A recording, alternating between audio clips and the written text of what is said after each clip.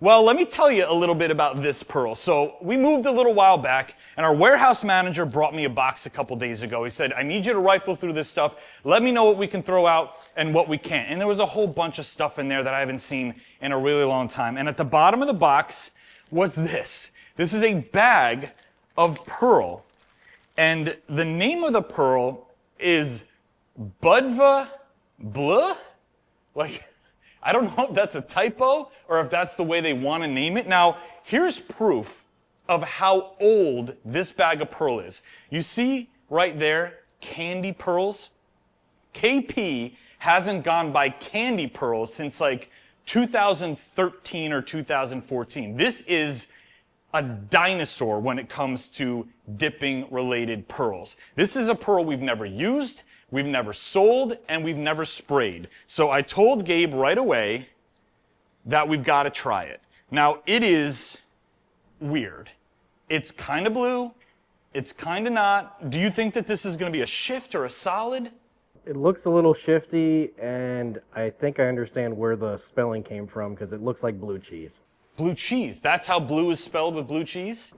So let me show it to you in powder form. We've got our STI over here. We thought maybe a Flex Blue base might work with it. We're going to show it to you at the end of the video over a bunch of different base colors. But here's Budva Bleu, and it's blue.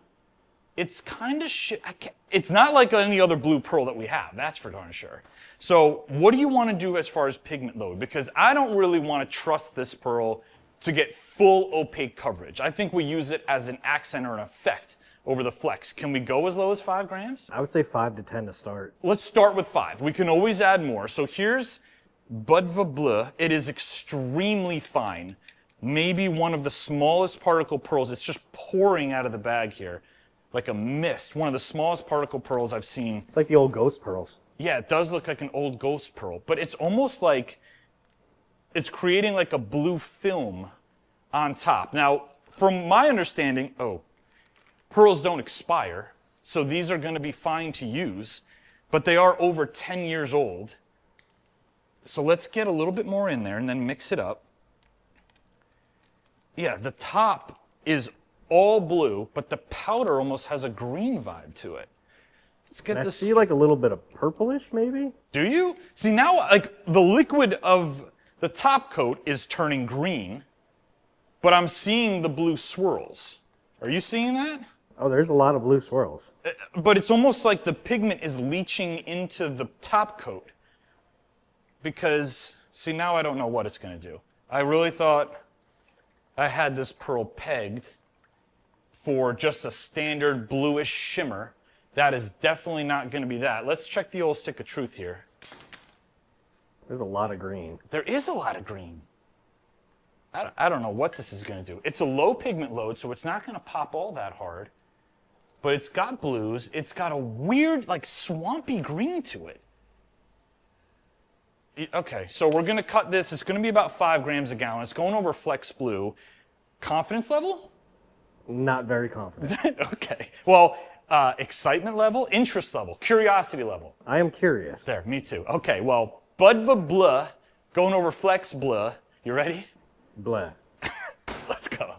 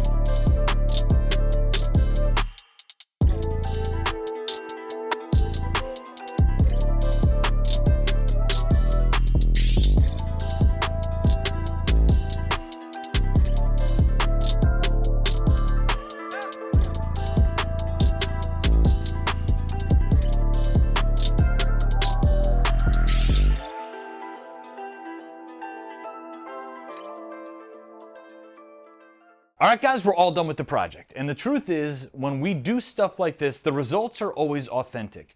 We genuinely don't know what's gonna happen when we're putting random base colors and random pearls together. And I must say, most of the time, we either make good decisions with these color combos, or we get lucky and we get a really cool surprise at the end.